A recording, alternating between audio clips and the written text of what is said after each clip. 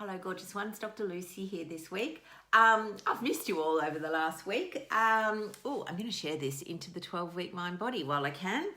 It's little buttons that let you do various things, and sometimes they seem to be simple and sometimes they seem to be hard, which is a little bit of a metaphor for life, really.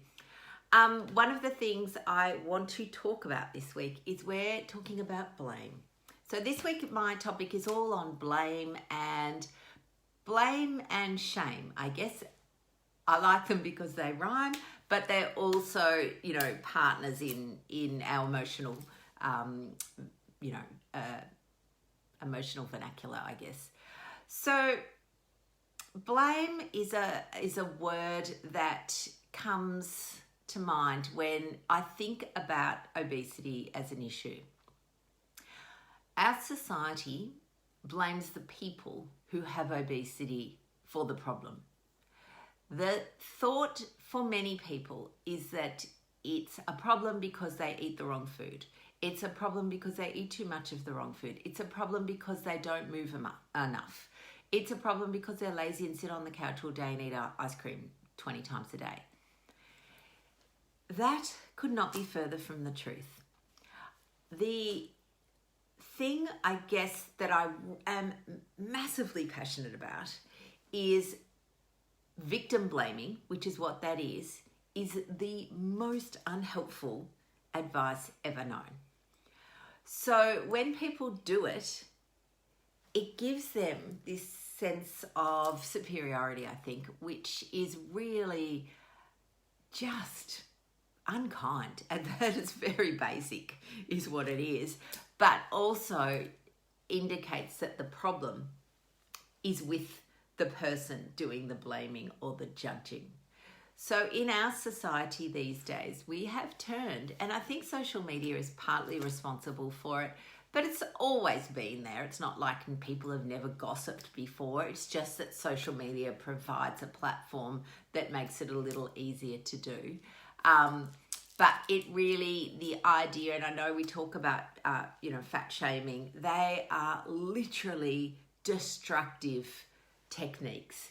People think they're doing it because somehow that will snap the person out of it, as though they didn't know they had a problem. The thing about it, and this is, I guess, what I'm really going to hone in this morning, is that this attitude is so entrenched that people do it without even realizing. All people, even people with obesity, do it, and they do it to themselves because we've been conditioned to believe that people who are overweight eat too much and don't move enough is the kind way of saying it, even though that's actually wrong. And the other way is that they're just gluttonous and lazy. That's the implication. And it is so far from the truth. So many people that I see in my clinic, they're storing extra fat. That's all obesity is. It's storing fat.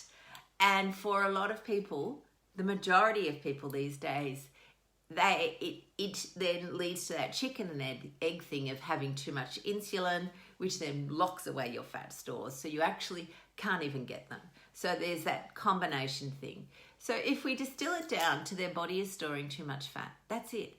But these people who think that the reason they do that is because they eat too much and don't move enough have no idea of the struggle that a lot of people have for years and years and years. It's not like they've never tried, okay? It's not like they've never ever thought, gee, carrying a few extra kilos, I might do something.